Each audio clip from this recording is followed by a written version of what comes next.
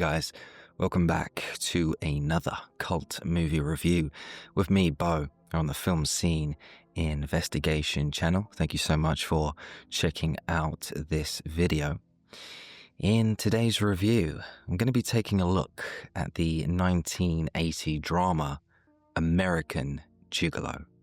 As always, guys, if you haven't already, please do consider subscribing to the channel. All the support is greatly appreciated.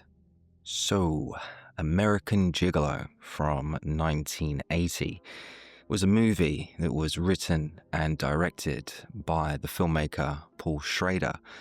And it's safe to say that this was a very stylized production that had a young Richard Gere in the lead role. Now, this is a film that I've been aware of for many years, but only recently did I actually sit down to actually watch it. I saw the trailer online and given all the glitz and glamour that was on show, and also because Paul Schrader was involved, I made it a priority to check it out. So when it comes to the narrative of the movie, it followed the character Julian Clay, a high-flying male escort who was played by Richard Gere. Julian was this charming, sophisticated young man who offered his services to the elder ladies of Beverly Hills.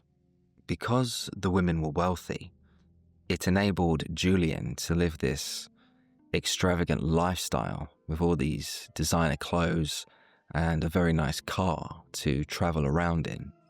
One day, Julian was contacted by his pimp, Leon, and was in need of a favor.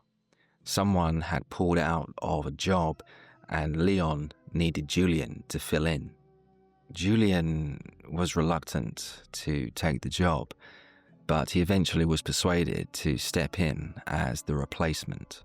Julian arrived at a location in Palm Springs where he met Mr. Ryman, a wealthy financier who paid Julian up front.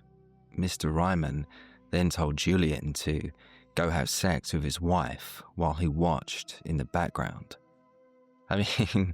This whole thing was just strange.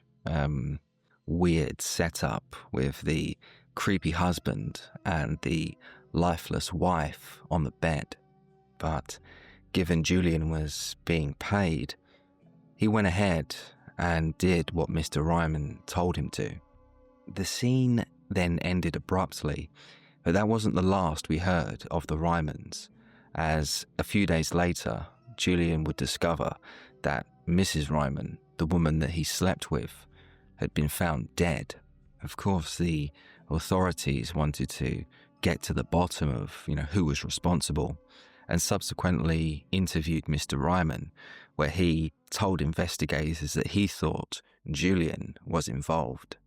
Suddenly, Julian was the prime suspect in a murder case, and he had Detective Joe Sunday breathing down his neck for answers. The detective, who was played by actor Hector Elizondo, suspected Julian of being involved in this sex game gone wrong and was trying his best to connect the dots. Julian's reluctancy to give away any details of what happened that night, it only made Detective Sunday even more suspicious. Very quickly, Julian found himself ostracized from his usual clientele as word had got around that he was the prime suspect in a murder case. His regular clients started distancing themselves from him in order to avoid any potential scandal, and once the work dried up for Julian, the paranoia kicked in. Suddenly, he started questioning everyone and everything around him. He knew that he'd been set up, but, he had no idea who was responsible. He had a hard time trusting anyone besides his new flame, Michelle, who was played by actress Lauren Hutton. Michelle was the wife of a local politician, and she was in a very unhappy marriage, continuously towing the line in order to not cause any issues or any scandal that would potentially hurt her husband's political career. But after her random encounter with Julian at a restaurant, she became infatuated with him, and even going as far as to find out where Julian lived. They got together and grew closer as the film continued, and as everyone around Julian, wanted to basically turn on him, Michelle seemed to be the only one that was willing to stand by him no matter what happened. So the film culminated with Leon being revealed as the mastermind behind Julian's setup. Even though Leon had denied any wrongdoing, deep down he hated Julian. He thought that Julian had grown this ego and he was no longer any use to him.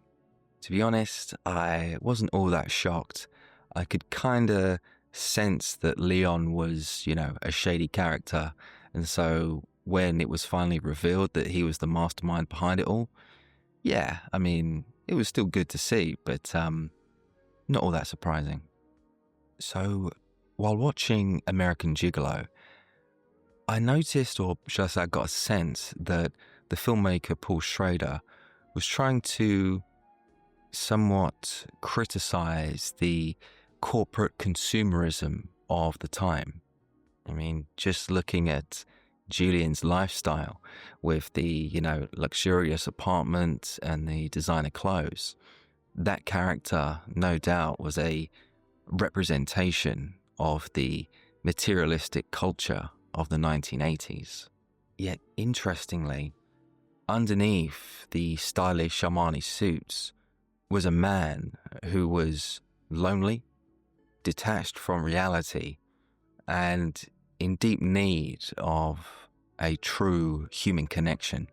Julian, of course, would later find that connection when he met Michelle, and obviously they started a relationship together. Their relationship was very fraught at times, but through all the complications that they suffered, they stayed together, giving the audience a somewhat hopeful ending to an otherwise pretty bleak story. Sexuality was also a central theme in American Gigolo, with a lot of gay subtext going on within the story, which indicated to me that Julian was perhaps gay, but a man that couldn't come to terms with his sexuality. He did allude to being involved with men in a conversation he had with Leon, and so by all accounts, he was at least bisexual. But, let's face it, this was the world of male prostitution, with men sleeping around, having multiple partners, very similar to a gay lifestyle. Also, the scene where we saw Julian visit a gay nightclub was very telling. Clearly he had been there before, as some people on the dance floor recognized him. Yet his colourful past was only hinted at. Now, watching the movie and taking in all the information, I feel it could be argued that maybe the real reason Leon had it in for Julian all along was because Julian was turning down male clients. And the reason for this was because Julian could not accept his true sexual orientation. He no longer could be with these male clients, and in his eyes, he thought that perhaps if he just went with these women, that could potentially suppress his true desires. No doubt, the filmmakers only touched the surface of this whole subtext of sexuality. It was very interesting, and I wish they had, explored it more. Now, when it comes to the performances in the movie, I thought Richard Gere did some solid work as the dashing Julian Kay. It's perhaps the coolest I've ever seen Richard Gere be in a movie. Julian just had this swagger about him, this ultra confidence that was very different to Gere's later performances, where he usually played characters that were more refined and straight-laced. Now, originally, John Travolta was cast in the lead role as Julian before scheduling conflicts made him pull out of the project. Now, I don't know if it actually was scheduling issues. I mean, from what I've heard, John Travolta supposedly had some issues with the gay subtext that was in the movie. But still, Travolta in the Julian Kay role would have been very interesting to see, with the designer sharp suits and long hair. But either way, Richard Gere got the chance. He took a risk and, delivered some great work that propelled him into the mainstream. When it comes to actor Bill Duke, I thought he did a great job playing the bad guy who betrayed Julian. As I mentioned, I wasn't all that surprised him turning out to be the, villain of the story.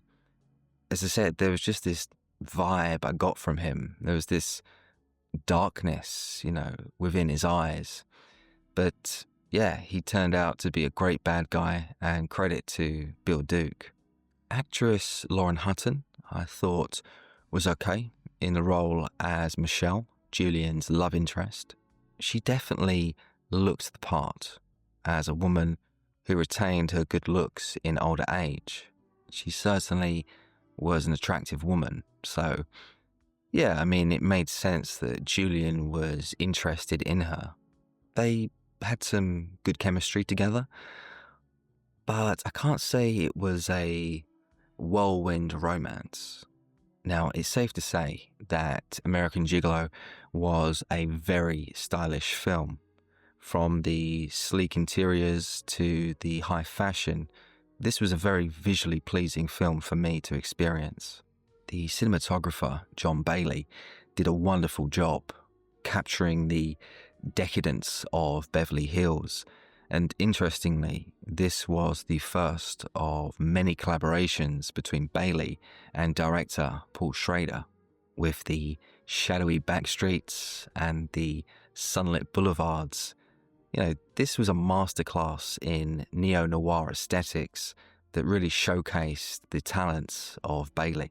There was also some very smooth camera work going on in American Gigolo, with Paul Schrader deciding to use a series of long tracking shots.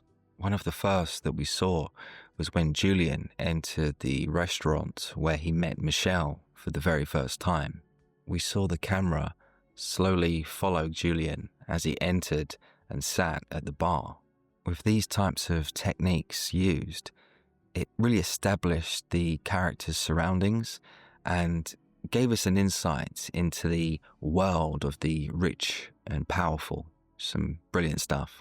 And so, dislikes for American Gigolo from 1980.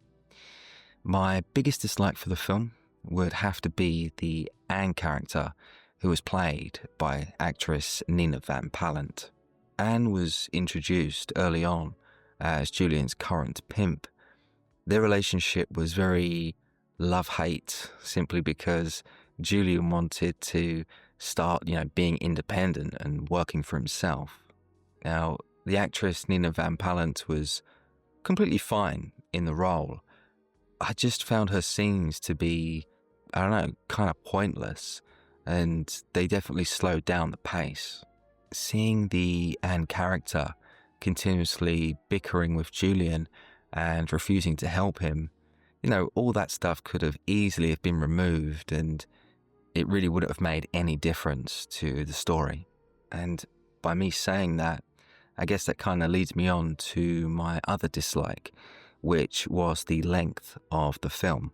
Now, this was not a huge issue, but I just feel that a tighter edit would have benefited the film. There was just some scenes that I thought lingered on for too long.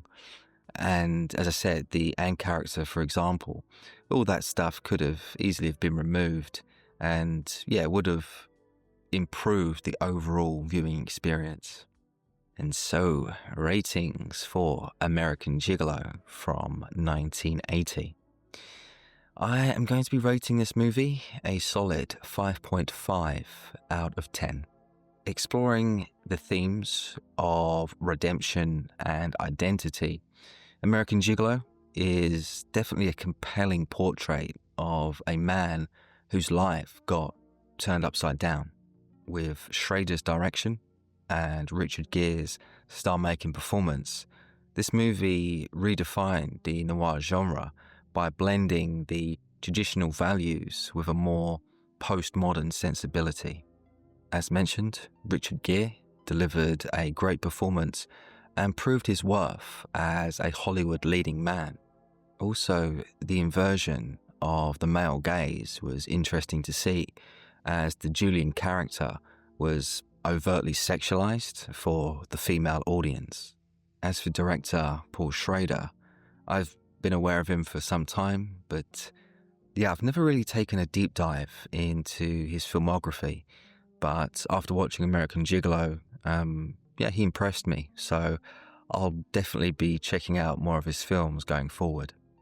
If you've seen American Gigolo, please let me know your thoughts and memories in the comment section below.